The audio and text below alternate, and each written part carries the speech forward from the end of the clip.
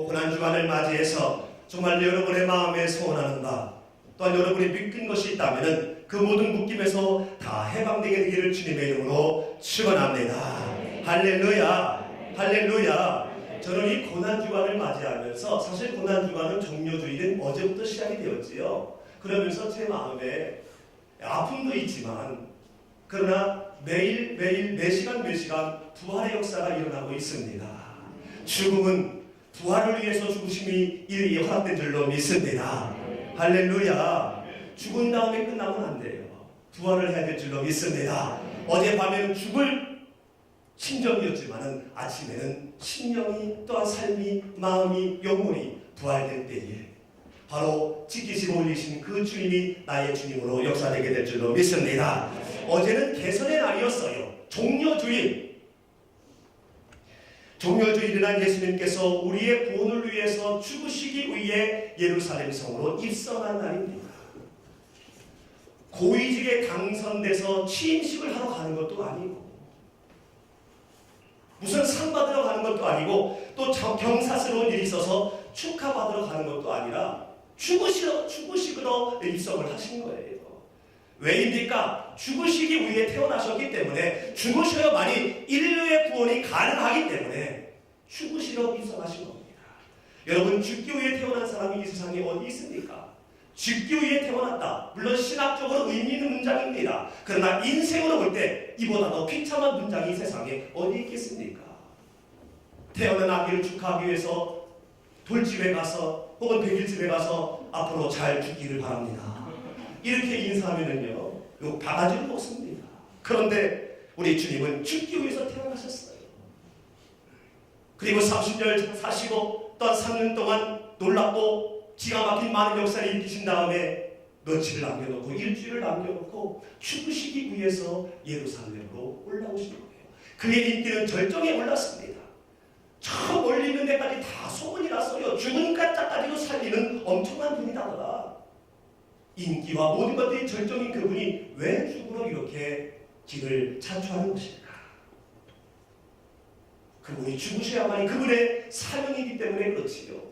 예수님이 이 죽음의 길을 자초했을 때 나타난 반응은 두 가지였습니다. 한 반응은 비난하고 조롱을 했어요. 특별히 바리새인들과 귀족들이지요. 왜 저래? 왜 저렇게 살아? 아이고 미쳤구만. 뭐하러 저 짓을 하고 있어? 그런가 하면 마가복음 11장에서 나타나는 사람들은 조금 달랐습니다.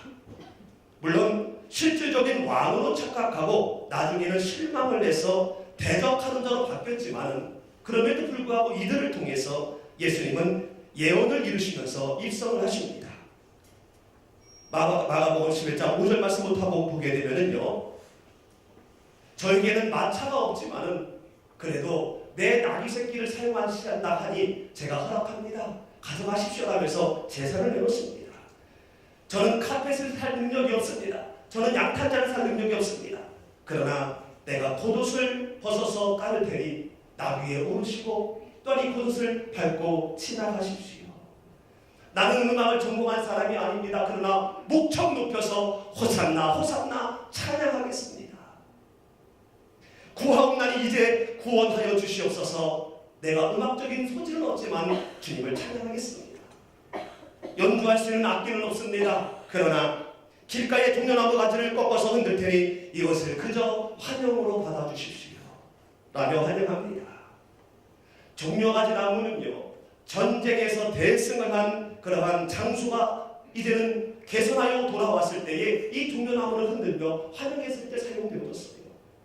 물론 여기에 이 백성들은 참된 의미로 흔든 것은 아니지만, 그러나 이것을 계기로 해서 이날을 종려주일이라고 불러지게 됐습니다. 초라하지만 스가랴의 예언을 다 이루시면서 죽으시기 위해 개선장군처럼 당당히 입성하신 예수님, 종료주일을 지나 그 다음날 월요일이 되어서 바로 오늘이지요. 무슨 일을 시작을 하셨습니까? 먼저 열매 없는 무화과를 저주했습니다.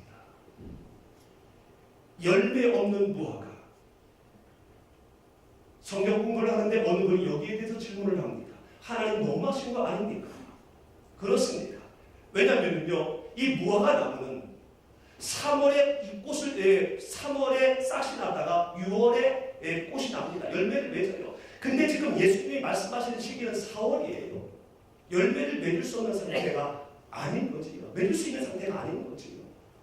그러나 여기에는요, 물론 이 무화과 나무는 이스라엘을 상징하는 것으로 입으로만, 그 다음에 믿음이 상실된 유대인들을 말하는 것이기도 하지만 예수님의 절대적인 능력을 말합니다. 예수님은 창조주인 줄로 믿습니다. 그래서 6월달이 가야 꽃이 피지만 예수님께서 꽃이 피나가면 그 자연도 순종해야 되는 거였어요. 그러나 순종하지 않았기 때문에 저주를 받은 것이고, 이 후에 내가 죽음의 이 모든 것들이 이러한 능력이 있음을 예시하기 위해서 열매 맺지 못한 무화과를 저주하시고 난 다음에 두 번째로는 성전을 청결케 하는, 두 번째지요. 이전에 한 번 했었지. 성전을 청결케 하는 그러한 사역을 월요일날 하시게 됩니다. 오늘 본문 말씀을 다시 한번 읽어보겠습니다. 시작. 그들이 예루살렘에 들어가니라. 예수께서 성전에 들어가사 성전 안에서 매매하는 자들을 내쫓으시며 돈 바꾸는 자들의 상과 비둘기 파는 자들의 의자를 둘러엎으시며 아무나 물건을 가지고 성전 안으로 지나다님을 허락하지 아니하시고 이에 가르쳐 이르시되 기록된 바 내 집은 만민이 기도하는 집이라 칭함을 받으리라 하지 아니하셨느냐. 너희는 강도의 소굴을 만들었도다 하시매. 아멘. 나귀를 타고 예루살렘에 입성하신 예수님께서는 다음날 월요일에 성전을 방문하십니다. 방문하셔서 매매하는 자들과 그리고 돈 바꾸는 자들의 상, 비둘기 파는 자들의 의자를 들러 엎으십니다. 한평생 부모님을 잘 모시고 3년의 공생애 가운데 약하고 병들며 소외되고 가난한 자들과 함께하면서 한없이 인자하신 주님, 이 주님이 지금은 분노로 불타고 있는 거예요. 그러면서 예수님은 이어서 모든 물건을 갖고 성전을 오가지 못하게, 더 이상 매매를 하지 못하도록 금지한 다음에 17절 말씀에 이렇게 단호히 선포합니다. 17절 다시 한번 읽습니다. 시작. 이에 가르쳐 이르시되 기록된 바 내 집은 만민이 기도하는 집이라 칭함을 받으리라고 하지 아니하였느냐. 너희는 강도의 소굴을 만들었도다 하시매. 아멘. 물론 이 말씀은 예수님이 십자가에 죽으시고 부활하심으로 말미암아 온전하게 형성될 성전을 의미하는 깊은 의미가 있지만, 지금은 예수님이 현상적으로 내 집은, 이 성전은 만민이, 모든 사람이 기도하는 집이다, 찬양하고 예배하고 속죄하고 있는 이러한 곳인데, 그리고 모든 사람이 이렇게 알고 있는데 너희들이 이곳을 강도의 소굴로 만들었다 라고 책망을 하고 있는 것을 봅니다. 이렇게 매매를 방해하시고 또 제사장의 권한에 의해서 이 일을 하고 있는 이들을 호통치면은요, 권력을 갖고 있는 이 제사장들에 의해서 생명의 위협을 받을 수 있습니다. 이거를 뻔히 알면서 예수님이 왜 이렇게 단호하게 혹은 과격하게 반응을 하시는 것인가? 이에 대해서는요, 정말로 여러 가지로 우리가 묵상을 할 수가 있습니다만 그 중에 한 가지만 나누기를 원합니다. 따라합니다. 본분에서 떠났기 때문에, 사명에서 벗어났기 때문에, 환전을 하고 또 매매를 하는 이 사람들이 본분에서 떠났고 본 사명에서 벗어났기 때문에 내어쫓고 들러엎은 거예요. 사실 환전을 하고 이 재물을 매매하는 사람들은요, 이전부터 있었습니다. 그리고 이분들은요, 굉장히 성전에서 중요한 일들을 하고 있는 사람들이었어요. 이스라엘에는요, 꼭 지켜야 될 3대 절기가 있지요. 유월절과 맥주절 그리고 초막절. 이것은 꼭 예루살렘에 와서 함께 지켜야 할 대명절입니다. 그래서 이때가 되면 민족 대이동이 일어나지요. 그런데 이 절기를 지킬 때 예루살렘 가까이에 사는 사람은 문제가 되지 않는데 멀리 있는 사람이 문제가 되는 거예요. 왜냐하면 드려야 할 재물을 같이 가지고 와야 하기 때문에 여간 힘든 일이 아니고요. 그리고 당시 유통수단은요, 없었습니다. 걸어왔어야 돼요. 그렇기 때문에 드릴 동물도가 함께 움직여야 되기 때문에 보통 일이 아니었습니다. 무엇보다 하나님께 드려야 될 이 희생 제물은 흔히 없어야 했어요. 그런데 며칠을, 아니 그 이상의 시간을 소유하면서 오기 때문에 대부분이 모든 이 제물에 흠이 생기는 거예요. 오다가 죽기도 하고요, 병들기도 하고요. 애써 갖고 왔지만은 형제별로 드릴 수가 없는 그러한 상황이 계속 수출됐던 것입니다. 그래서 먼 곳에서 오는 유대인들을 위해서 그들을 도와주기 위해서 흠없는 희생제사를 드리게 하기 위해서 이 제물을 팔 수 있게 했던 거예요. 물론 이것은 성전 안은 아닙니다. 성전은 5군데로 나눠져 있지요. 지성소가 있고요, 성소가 있고요, 그 다음에 유대인 가운데 남자가 거하는 뜰이 있고요, 그 다음에는 여자들만 거하는 뜰이 있고, 맨 마지막에 이방인의 뜰이 있습니다. 그리고 이방인 거기에서 이 모든 것들이 이루어졌지요. 여기에서 팔게 허락을 했던 겁니다. 그렇기 때문에 재물을 판매하는 이 매매 행위는요, 하나님을 경배하고 하나님을 만나는 데 도와주는 참으로 귀한 일이었어요. 꼭 있어야 할 일이고, 또한 이 사람들은 꼭 필요한 사람들이었다는 겁니다. 뿐만 아니라 돈을 바꿔주는 환전을 하는 사람들, 이 사람들도 마찬가지였습니다. 당시 이스라엘 백성들은 로마 화폐를 사용하고 있었어요. 왜냐하면 식민지였으니까. 근데 이 로마 화폐에는요, 황제 형상을 거기다가 새겨넣었어요. 왜? 우상화를 위해서.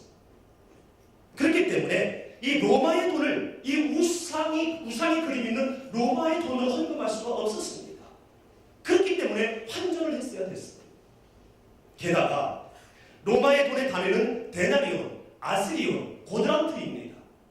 그러나 성전 안에서 사용되는 돈은 세겔이에요. 그렇기 때문에 세겔로 환전을 해야만이 제대로 된 헌금을 할 수가 있는 거죠. 그러므로 환전하는 사람들도요, 바른 헌금을 할 수 있도록 꼭 필요한 사람들, 꼭 있어야 하는 사람들이었습니다. 그런데 왜 이들에게 너희들이 강도의 소굴로 만들었다고 호통을 치시며 내쫓으시고 상을 뒤엎으신 엎으신 건가요? 따라합니다. 본분에서 떠났기 때문에, 사명에서 벗어났기 때문에. 당시 이스라엘은 로마의 식민지였습니다. 로마 입장에서 가만히 보니까 이들은 여호와 신앙으로 똘똘 뭉쳐진 특별한 집단이에요. 그렇기 때문에 이들은 죽음을 불사한 폭동과 반란이 끊이지 않을 것을 예상했습니다. 그래서 생각한 끝에 동족 중에 한 사람을 세워서 다스리도록, 꼼짝 못하도록 다스리게 왕을 세우자는 정책을 세웠는데, 이때 헤롯이 로마의 앞잡이가 되어서 유대 땅의 왕이 됩니다.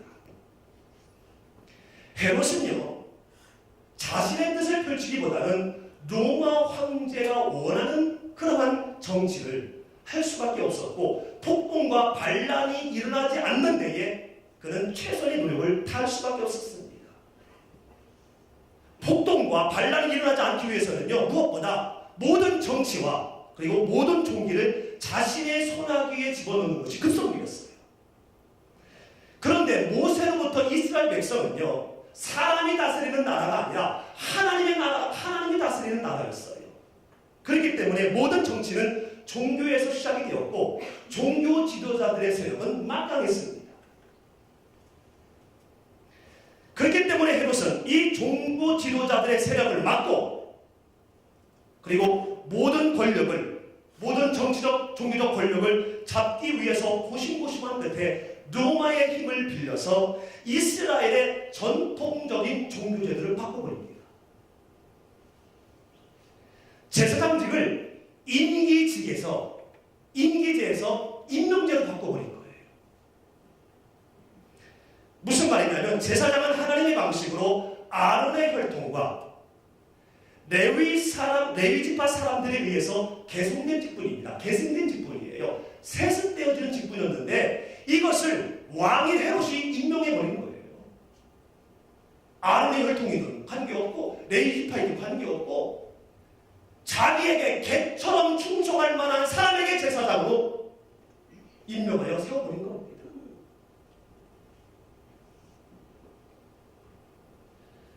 헤롯에 의해 세워진 제사장들, 특히 사두개파들은요, 헤롯 권력 앞에 정말로 개처럼 중노릇을 했습니다. 그리고 헤롯은 과잉적으로 상하는 그들을 계속하여서 사용해야 되기 때문에 성전에서 나오는 모든 이권을 다스릴 수 있는 권력조차, 성전의 이권을 차지하도록 이 헤롯이 허락을 한 겁니다.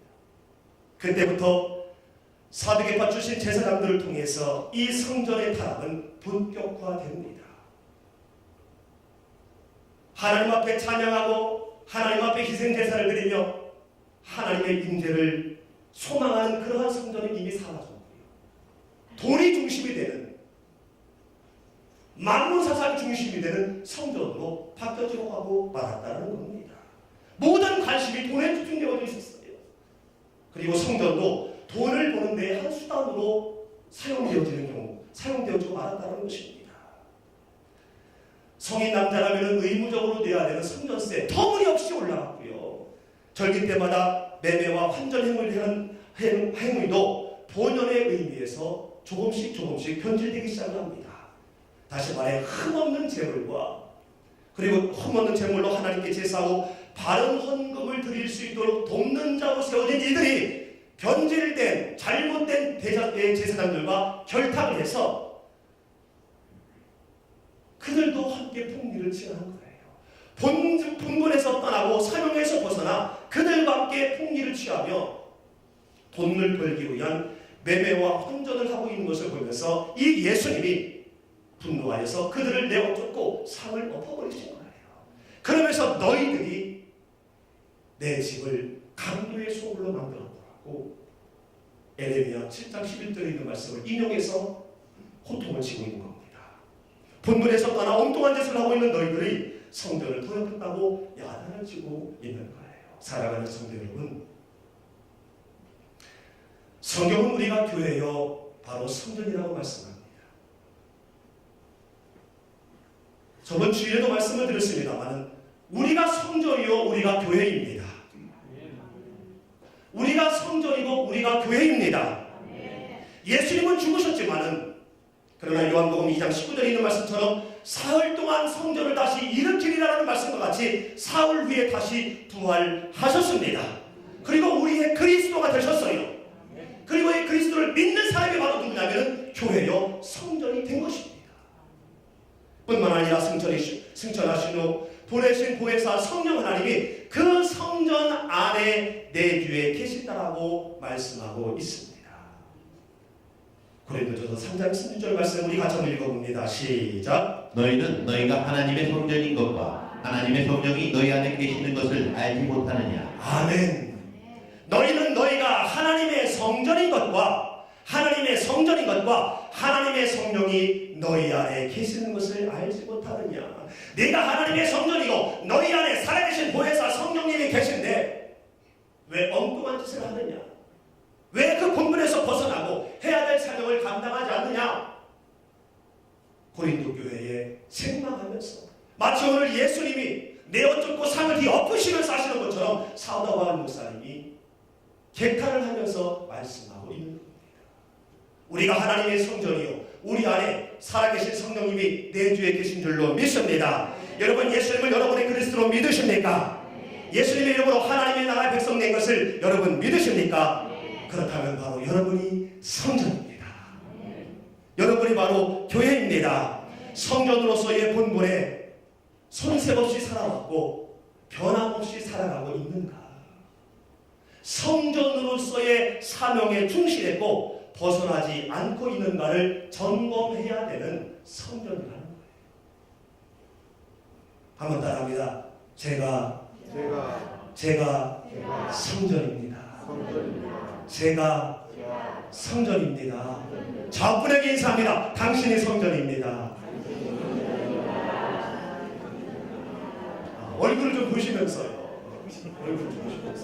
다시 한번요. 장로님은 장로님, 존칭을 해야 됩니다. 동감 얘기죠. 다시 한번요. 당신이 성전입니다. 당신이 성전입니다. 당신이 성전입니다. 할렐루야.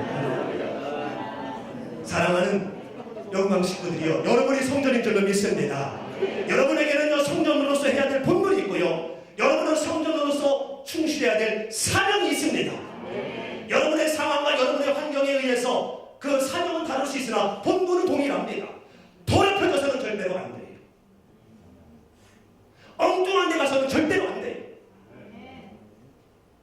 만약에 오늘 이 성전을 위해 위해서 이 보내받은 허락된 이 사람들이 정치적으로 사회적으로 이 막바른 흐름으로 인하여 자기도 모르는 상태에서 이렇게 변질되어 하나님 앞에 지금 고통받고 있지만 고통받고 있듯이 혹시 여러분 가운데도 그런 경우가 있다면 오늘 이 고난주간 월요일을 맞이해서 이날 저녁에 기도할 때 청소해야 될 줄로 믿습니다. 범죄도 하고요, 보암죄도 하고요, 탐스럽기도 한 것들을 우리에게 보내면서 결탁하자고 해요.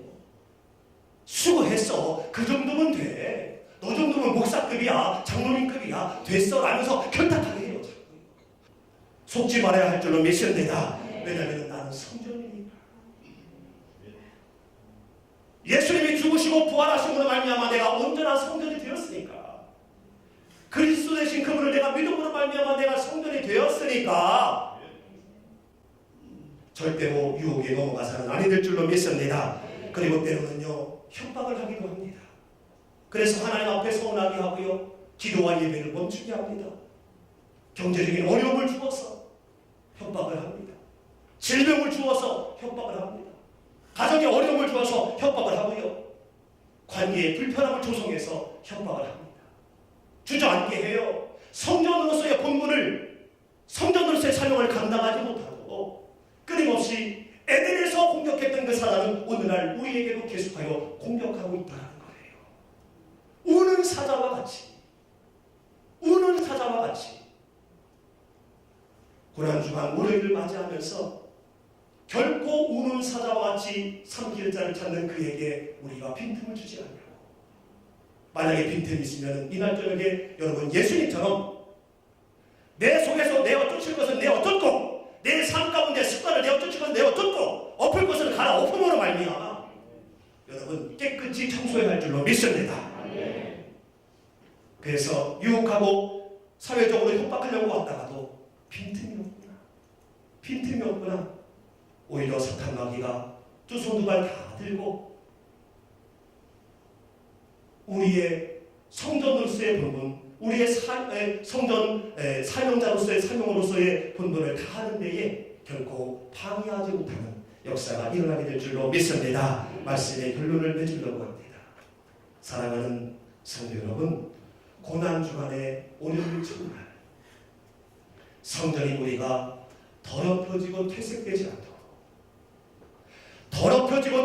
않도록 성전으로서 해야 할 일을, 그리고 해서는 안 되는 일들을 잘 구분하고 있는지 여러분이 날 지나고 정말 살펴봐야 할 줄로 믿습니다. 뿐만 아니라 성전으로서의 본분과 사명에서 벗어나고 있지는 않는지 점검하여 청결하게 하는 이날 저녁이 되어야 될 줄로 믿습니다.